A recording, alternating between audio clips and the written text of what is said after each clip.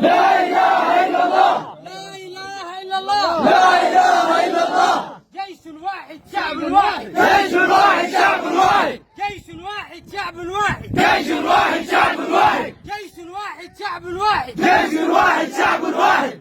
أعوذ بالله من الشيطان الرجيم. بسم الله الرحمن الرحيم. الأخ بشير رائد كتائب المجاهدين والمستنفرين بمدينة الدنورة، الإخوة الكرام قيادات قبيلة الكواهلة بمدينة الدنورة، والإخوة المواطنين الكرام، الإخوة المستنفرين، الأخ العزيز المجاهد الأمير وتكية.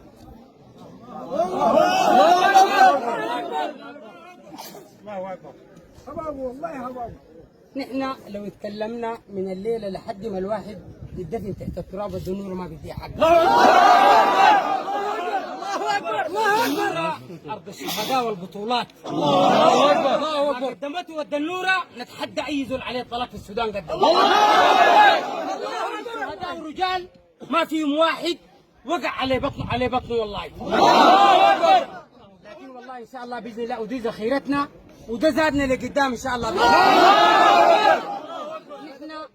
الله أكبر. لما نموت موتة عزة زي دي عليه الطلاق بنتمناها. الله أكبر. نسأل ربنا أن يرزقنا الشهادة في مدينة الدنورة. الله أكبر. في الدنورة مع الشهداء. الله أكبر. والدنورة وما أدراك ما الدنورة. أنا تناقشت مع السيد الرئيس، كنت موجود في السودان عن الدنورة، لكن والله وعدنا أن إن شاء الله بإذن الله أي منطقة أول طيارة تنزل في ولاية الجزيرة دي حتنزل في منطقة الدنورة. الله أكبر. الله أكبر. وأول حاجة زيارة له لمقبرة الشهداء إن شاء الله. الله أكبر. وهؤلاء الشهداء سيظل تاج في رؤوسنا إلى أن تقوم الساعة. الله أكبر. ورسالة إلى الأجيال القادمة إن شاء الله بإذن الله. نحن حقيقة جينا متأخرين ومتأسفين أنه جينا متأخرين والله.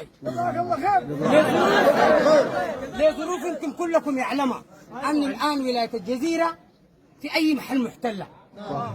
في أي محل الآن محتلة. والله والله والله وقسما بالله أن إحنا ما قاعدين ننوم للصباح عشان نقدر ندافع عن أرضنا وأرضنا ومالنا.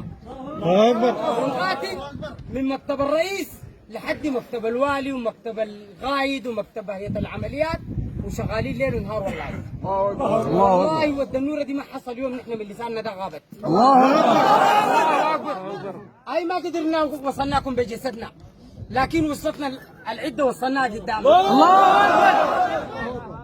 وإن شاء الله أنا أعهدكم بإذن الله أي زول في الدنورة يستطيع أن يحمل السلاح إن شاء الله بالله بيقع عمره 100 سنة.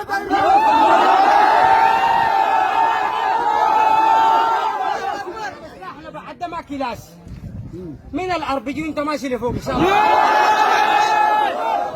ما بتجيبوا لنا الحكومة بنشتري بيه حقنا. أخونا مصطفى ممتاز الآن مرابط بفتش في السلاح، ولا يفوتني أن أرسل لكم تحيات أخونا كمال الكاهلي رئيس المجلس الأعلى لقبائل الكواهلة بالسودان. وهو يتابع معي هذه الرحلة بجهاز السرية وأنا داخل على الدنورة، ويتصل علي وبيسلم عليكم وبقول لكم هو الآن خارج السودان، لكن إن شاء الله يأتي إلى السودان. الله أكبر. نحن الحمد لله الآن عندنا كتائب الآن لكن منتشرة. عندنا كتيبة الطليحات بقيادة الأمير هاشم صغيرون. حتى منطقة الحوش بغادي. عندنا الكتيبة الثانية التابعة للواء الزبير بن العوام في شريف مختار وما أدراك ما شريف مختار بقيادة الأمير جبريل الطيب. الله أكبر. وعندنا الكتيبة الناحية الجنوبية للمناجل بقيادة أخونا الرجل المجاهد جبارة وتكية. الله أكبر. نحن كل الكتائب دي تحت مسمى لواء الزبير بن العوام جدكم. الله أكبر. أي زول ينطوى تحت اللواء ده الحمد لله اليوم الليلة نحن يمكن فقدنا لنا 3 ولا 4 شهيد. الله أكبر. اللي شايفينه قدامكم ده طب احسكيه صادع في أكثر من 30 40 دعم. الله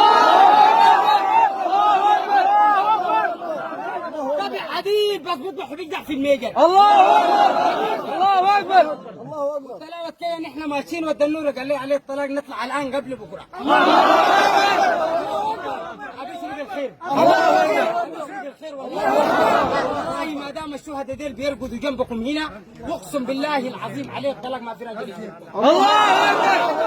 ما في والله. الناس فعلا المرحله الاولى كانت ناس عزل، لكن بعد الناس اثبتت بعكازه بسكين، الناس جابت اللي بتقدر